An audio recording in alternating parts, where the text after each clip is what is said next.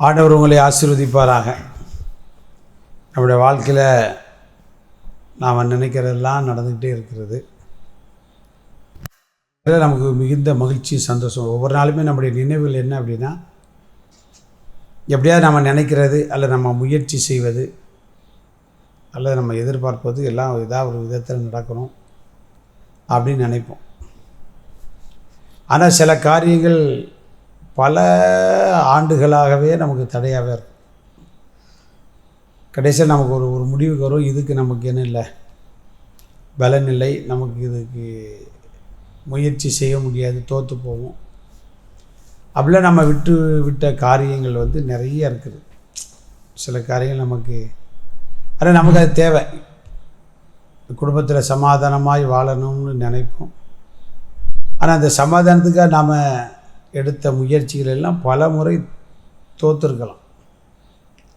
இப்போ கூட இந்த அனுதின கர்மலயத்தின் நிகழ்ச்சியை கேட்கும்போது நம்முடைய குடும்பத்தில், நம்முடைய வீட்டில் அல்லது நம்முடைய உறவுகளுக்குள்ளாக, நம்ம வேலை பார்க்குற இடத்துக்குள்ளாக சமாதானத்தையும் மகிழ்ச்சி விரும்புகிற நமக்கு அது வாய்க்காமலே போய்கிட்டுருக்கோம்.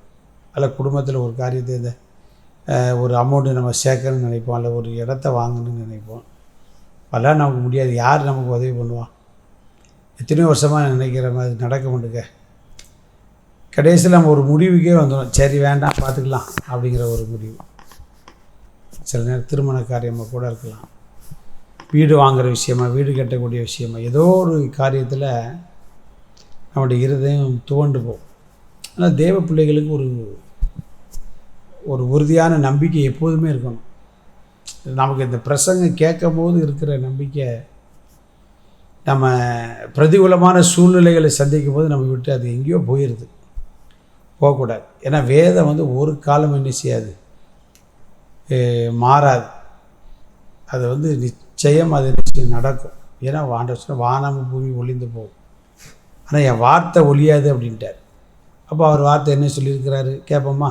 சகரியா 4ஆம் அதிகாரம் 6ஆம் வசனத்தை வாசிக்கிறோம். அப்பொழுது அவர் செருபாபேலுக்கு சொல்லப்படுகிற கர்த்தருடைய வார்த்தை என்னவென்றால், பலத்தினாலும் அல்ல பராக்கிரமத்தினாலும் அல்ல, என்னுடைய ஆவியினாலே ஆகும் என்று சேனைகளின் கர்த்தர் சொல்லுகிறார். அதனால் ஆண்டவர் சொல்கிறார், ஆவியானவரால் எல்லாம் ஆகும். நீங்கள் நம்ம சுயமாக பிரயாசப்பட்டிருப்போம், பணத்தை வச்சு முயற்சி பண்ணி பார்த்துருப்போம், உறவுகளை வச்சு எல்லாம் ஃபெயிலியர்.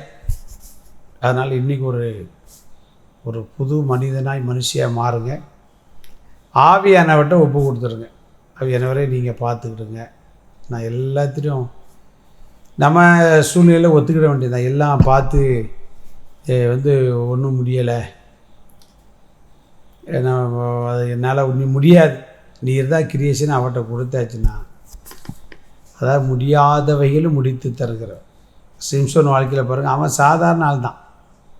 அது எப்படி வச சொல்லிய அப்படின்னா, சாதாரண ஆள் தான். ஏன் மொட்டடிக்கப்பட்ட பிறகு பற்றியில் அவனால் ஒன்றுமே செய்ய முடியலை. அப்போ என்ன அர்த்தம் அப்படின்னா, இந்த ஆவியானவர் இருந்தபோது அவன் என்னெல்லாம் செய்திருக்கிறான்? தாடை எலும்பை வச்சு 1000 பேரை அடிச்சிருக்கிறான். சோதர் அது மட்டும் கிடையாது, நிலையோட கதையும் சேர்த்து பிடிக்கிட்டு மலை மேலே ஏறிடுதான்.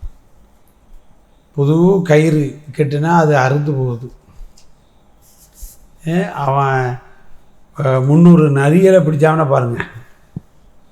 காக்கா குருவியை பிடிக்கிறதுக்கே எவ்வளோ கஷ்டமாக இருக்கும். இதில் ஆவியானவர் இருந்தார்.